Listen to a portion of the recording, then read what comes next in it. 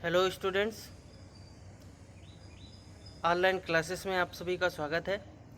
आज हम लोग BA final year paper first के अंतर्गत battle of Buxar and dual system यानी कि बक्सर का युद्ध और द्वैत शासन प्रणाली ये क्या थी जो बक्सर के युद्ध के बाद बंगाल में स्थापित की गई, इन सारी बातों पर आज डिस्कस करेंगे। इन सारी चीज़ों को आज समझेंगे। जैसा कि हम लोगों ने देखा था कि 1760 में मीर कासिम को गद्दी पर बैठा करके अंग्रेज़ जो है बंगाल में शासन व्यवस्था स्थापित करते हैं, लेकिन मीर कासिम अंग्रेज़ों की जो बागडोर है वो काफ़ी दिन तक संभाले नहीं रहता है और एक स्वतंत्र शासक के रूप में शासन करता है और कई प्रकार की नीतियां ला करके बंगाल की स्थिति को सुधारने में और अंग्रेज़ों की आर्थिक स्थिति को कमज़ोर करने का प्रयास करता है, जिसके चलते ईस्ट इंडिया कंपनी और बंगाल के शासक मीर कासिम के बीच विवाद जो है बढ़ना प्रारंभ हो जाता है। और इसी के चलते 1763 में कासिम को हटा करके मीर जाफ़र को अंग्रेज़ फिर से गद्दी पर बैठा देते हैं। उसके गद्दी पर बैठने के उपरांत 3 युद्ध लगभग लड़े जाते हैं कासिम और अंग्रेज़ों की सेना के बीच, लेकिन कासिम तीनों बार पराजित होता है, जिसके बाद वो विवश होकर के एक संगठन का निर्माण करता है 3 राजाओं का। उसमें मुग़ल शासक शाह आलम द्वितीय और अवध का नवाब शुजाउद्दौला और ख़ुद मीर कासिम, ये तीनों मिल करके अपना एक संगठन गठबंधन बनाते हैं और इसी तरह मैत्री संगठन से ईस्ट इंडिया कंपनी या अंग्रेज़ों का युद्ध जो है लड़ा जाता है बक्सर में। तो ये सारी चीज़ें हम लोगों ने पिछली क्लास में देखी थी। नेक्स्ट इसके आगे फिर क्या घटनाक्रम होता है, चलिए स्टार्ट करते हैं।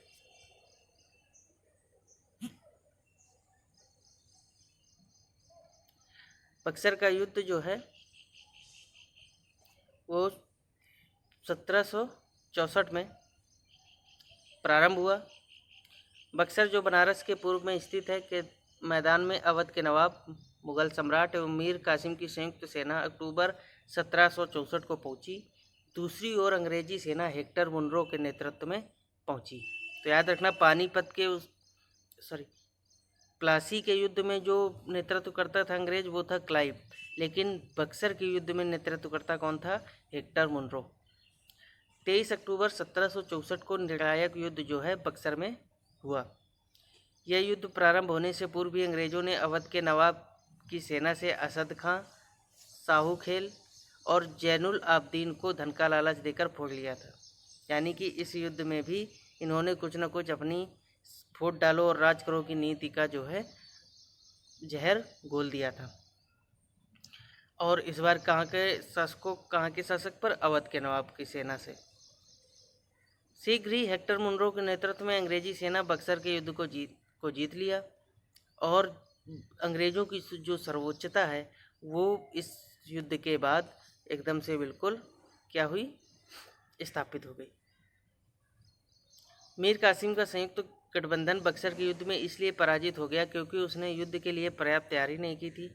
शाह आलम गुप्त रूप से अंग्रेज़ों से मिला, कुछ इतिहासकार मानते हैं ऐसा, तथा भारतीय सेना में अनेक प्रकार के दोष अंतर्निहित थे। यानी कि सेना भी, सैन्य संगठन जो था वो अंग्रेज़ों का सैन्य संगठन बहुत अच्छी प्रकार का था और अत्याधुनिक हथियारों से, उस समय के जो अत्याधुनिक हथियार थे वो सारी हथियारों से लैस थी ब्रिटिश ईस्ट इंडिया कंपनी की सेना। वहीं इन तीनों की सेना जो है मध्यकालीन औजारों पर ही निर्भर थी और हम लोगों ने ये भी देखा कि कुछ घूसखोर और दगाबाज भी इनकी सेना में उपस्थित थे। खासकर अवध के सैनिक जिन लोगों का भी नाम देखा आप लोगों ने, असद खां जैसे लोगों का। तो इन सारी वजहों ने बक्सर के युद्ध में जो है इसके सेना को, इन तीनों की गठबंधन सेना को परास्त कर दिया। बक्सर के युद्ध का ऐतिहासिक दृष्टि से प्लासी के युद्ध से भी अधिक महत्व है, क्योंकि इस युद्ध के परिणाम से तत्कालीन प्रमुख भारतीय शक्तियों की संयुक्त सेना के विरुद्ध अंग्रेजी सेना की श्रेष्ठता जो है प्रमाणित हो गई।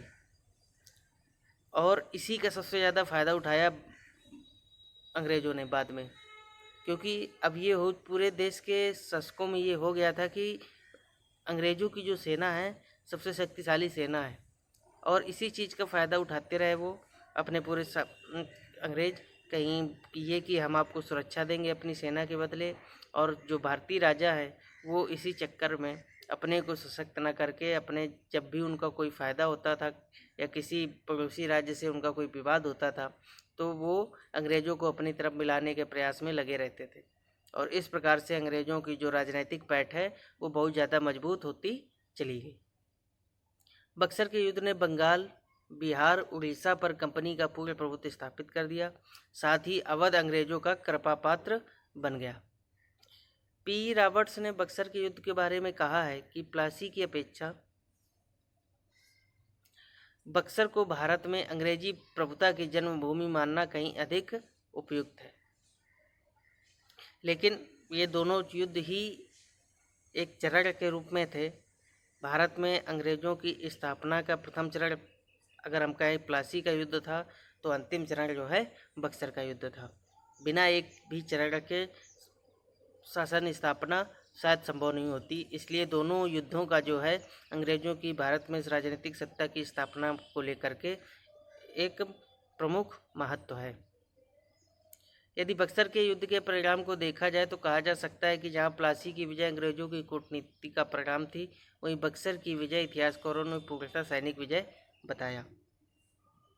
प्लासी के युद्ध ने अंग्रेजों की प्रभुता बंगाल में स्थापित की, परंतु बक्सर के युद्ध ने कंपनी को एक अखिल भारतीय शक्ति का रूप दे दिया। तो ये दोनों में डिफरेंस था।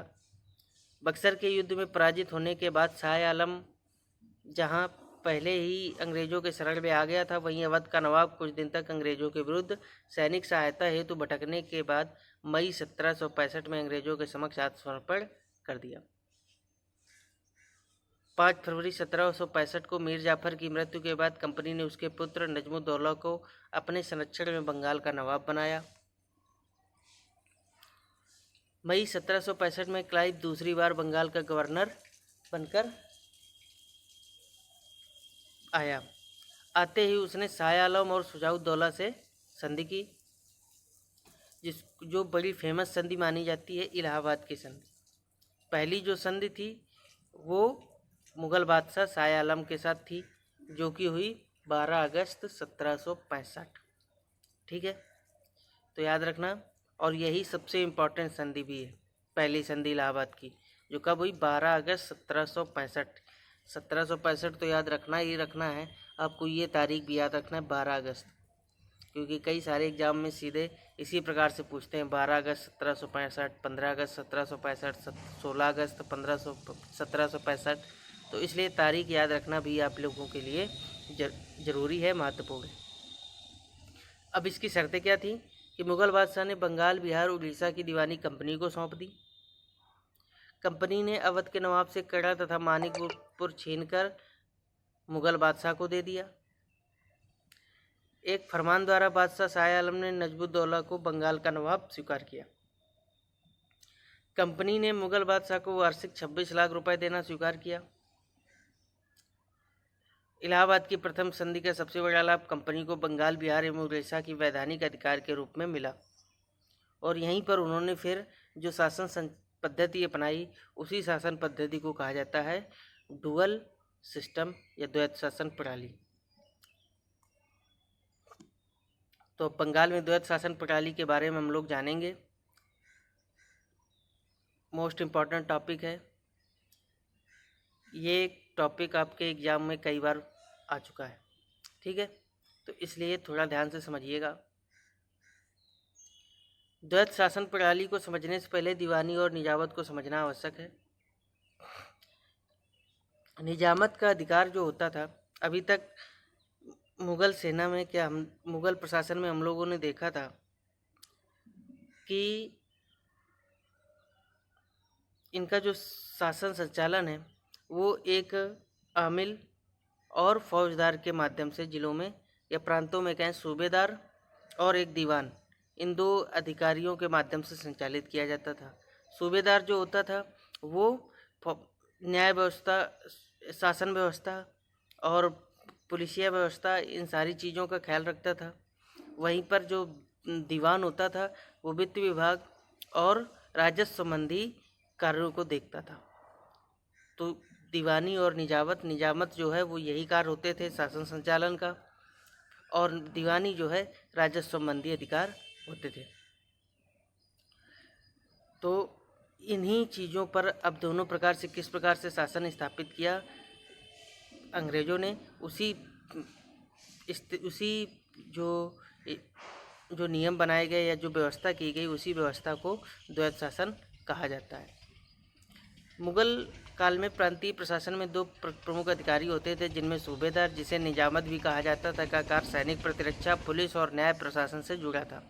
दूसरा प्रांतीय स्तर का श्रेष्ठ पद दीवान का था, जो राजस्व एवं वित्त की देखरेख करता था। ये दोनों अधिकारी एक दूसरे पर नजर रखते थे तथा मुगल बादशाह के प्रति उत्तरदायी होते थे। इलाहाबाद की संधि के बाद अंग्रेजों को 26 लाख रुपए वार्षिक देने के बदले दीवानी का अधिकार तथा 53 लाख रुपए बंगाल के नवाब को देने पर निजामत का अधिकार प्राप्त हुआ। यानी कि इन्होंने बाद में 53 लाख रुपए बंगाल के नवाब को भी दिए, जिससे कि इन क्षेत्रों का निजामत का अधिकार भी इन्हें प्राप्त हो गया। दीवानी और निजामत दोनों अधिकार प्राप्त कर लेने के बाद ही कंपनी ने बंगाल में द्वैत शासन की शुरुआत की। द्वैत शासन का वैसे तो जनक कौन माना जाता है? लियो कार्टिस। ठीक है, याद रखना, इम्पोर्टेंट पॉइंट है ये कि द्वैत शासन का जनक कौन था? लियो कार्टिस।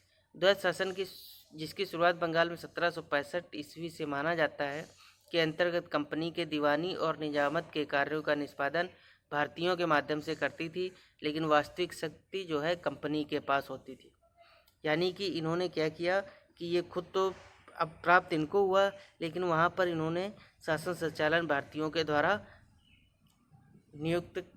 द्वारा चलवाना प्रारंभ कर दिया, जिसके कई सारे कारण थे। इनको ये लगता था कि अगर हम शासन करेंगे तो हो सकता है कि जो भारतीय जनता है वो हमारे शासन को एक्सेप्ट ना करे और हमारा विरोध करे।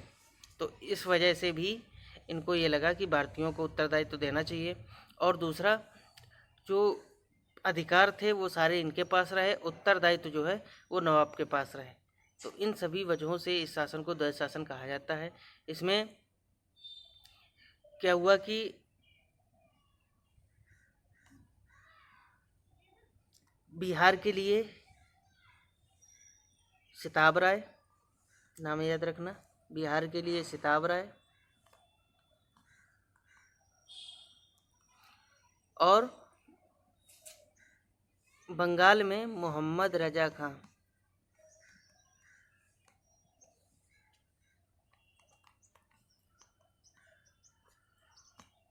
मोहम्मद रजा खां को इन्होंने अपना नायब नियुक्त करके जो दीवानी कार्य हैं और जो निजामत के कार्य हैं वो इनके हाथों में सौंप दिए। ठीक है, कंपनी और नवाब दोनों प्रशासन की व्यवस्था को ही बंगाल में द्वैत शासन कहा जाता है, जिसकी विशेषता थी उत्तरदायित्व रहित अधिकार और अधिकार रहित उत्तरदायित्व। तो ये स्टेटमेंट है, आप लोग याद रखना, उत्तरदायित्व रहित अधिकार और अधिकार रहित उत्तरदायित्व। शीघ्र ही बंगाल में द्वैत शासन के दुष्परिणाम देखने को मिले। समूचे बंगाल में अराजकता, अव्यवस्था तथा भ्रष्टाचार का माहौल बन गया। व्यापार और वाणिज्य का पतन हुआ। व्यापारियों की स्थिति भिखारियों जैसी हो गई। समृद्ध और विकसित उद्योग, विशेषता रेशम और कपड़ा उद्योग, नष्ट हो गए। किसान भयानक गरीबी के शिकार हो गए। और इसी के साथ साथ क्लाइव ने अवध के नवाब शुजाउद्दौला से 16 अगस्त 1765 को इलाहाबाद की द्वितीय संधि की, जिसकी शर्तें थी नवाब ने कंपनी की क्षतिपूर्ति के रूप में 50 लाख रुपया देने का वादा किया। दूसरा, अवध प्रांत से कड़ा और इलाहाबाद के जिले मुगल बादशाह को दे दिए। अंग्रेजों की संरक्षता में बनारस और गाजीपुर की जागीर राजा बलवंत सिंह को पैतृक जागीर के रूप में दे दी गई। शुजाउद्दौला को अवध वापस मिल गया तथा उसने चुनार अंग्रेजों को सौंप दिया। बंगाल को एक और संधि द्वारा यह वचन देना पड़ा कि अपनी सीमाओं की सुरक्षा के लिए वह अंग्रेजों की सैनिक सहायता लेने पर पूरा सैन्य खर्च वहन करेगा। ठीक है, यानी कि अभी से इन्होंने अपनी पैठ बनानी। अवध को तो एक तरह से बिल्कुल अपना कृपा पात्र बना लिया, यानी कि अवध, और हम देखेंगे कि 1856 की क्रांति तक वो जो है एक पूरा स्वतंत्र शासक के रूप में बना रहता है। अवध के साथ संधि पर रेमजे मेयर ने लिखा कि अब से अवध के साथ मित्रता के संबंध रखना अंग्रेजों की स्थायी नीति बन गई, जो मराठों की बढ़ती हुई शक्ति के मार्ग में एक लाभदायक बाधा थी। फरवरी 1765 में क्लाइव ने बंगाल के नवाब नजमुद्दौला से संधि की, जिसकी शर्तें इस प्रकार थी। बंगाल में प्रशासनिक अधिकारियों की नियुक्ति का अधिकार कंपनी को होगा। साथ ही नवाब को की सेना को लगभग समाप्त कर दिया गया। बंगाल के नवाब के साथ संधि के बाद बंगाल में द्वैत शासन की शुरुआत हुई।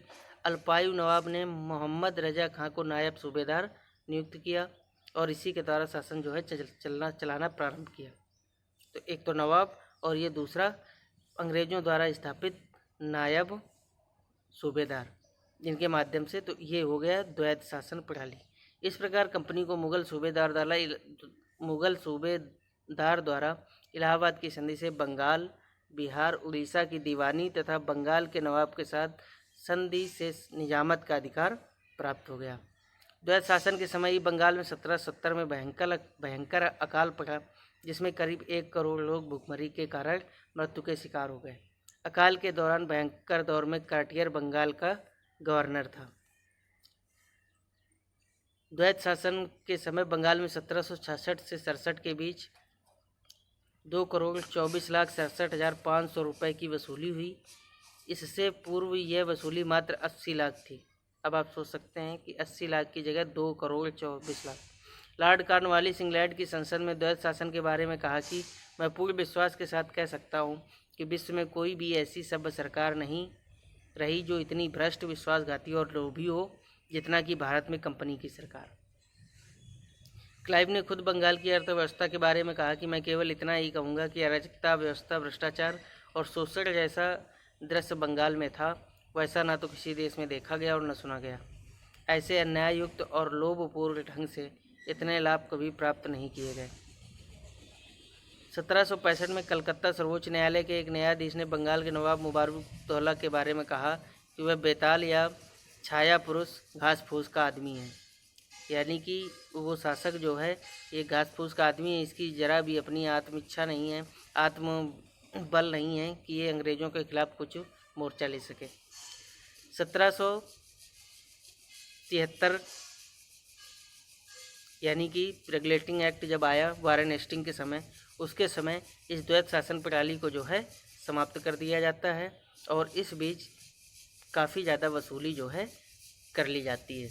और जैसा कि हम लोगों ने देखा कि इतनी सारी रकम वसूली जाती है, जिसकी वजह से अकाल, महामारी जैसे हालातों से भी बंगाल को गुजरना पड़ता है और लाखों लोग जो है बेरोजगार और भुखमरी से मरना प्रारंभ हो जाते हैं। इन्हीं सभी अवस्थाओं के चलते वारेन हेस्टिंग्स जब आता है तो पहली बार भारत में वारेन हेस्टिंग्स के समय से ही एक प्रशासनिक व्यवस्था पर कार्य किया जाता है। एक नई व्यवस्था का जन्म होता है जो अंग्रेज़ों के द्वारा भारत में स्थापित की गई व्यवस्था थी और उसी व्यवस्था का स्वरूप बदलते बदलते धीरे धीरे अंग्रेज़ों ने पूरे भारत पर शासन संचालन जो है या अपना शासन जो है स्थापित कर लिया। तो ये था बक्सर का युद्ध और बंगाल में द्वैत शासन प्रणाली। अब नेक्स्ट हम लोग इसके आगे का जो भी आपका सिलेबस में टॉपिक होगा उस पर डिस्कस करेंगे। नेक्स्ट हम लोगों को शायद वारेन हेस्टिंग्स के बारे में ही पढ़ना है। अगली क्लास जो हमारी होगी वो वारेन हेस्टिंग्स के बारे में ही हम लोग जानेंगे। तो चलिए इसी के साथ ये क्लास यहीं पर समाप्त करते हैं और आप लोग कोशिश करिएगा कि अपने नोट्स जो है बनाएं और अपने नोट्स खुद से तैयार करते चलें। आपके पास पूरा मैटर भी सामने स्क्रीन में लिखा हुआ दिखता है ना। तो ये आपके लिए बहुत उपयोगी है कि आप एक अच्छा नोट्स जो है बना सकते हैं। So thank you. आज की क्लास हम लोग यहीं पर समाप्त करते हैं।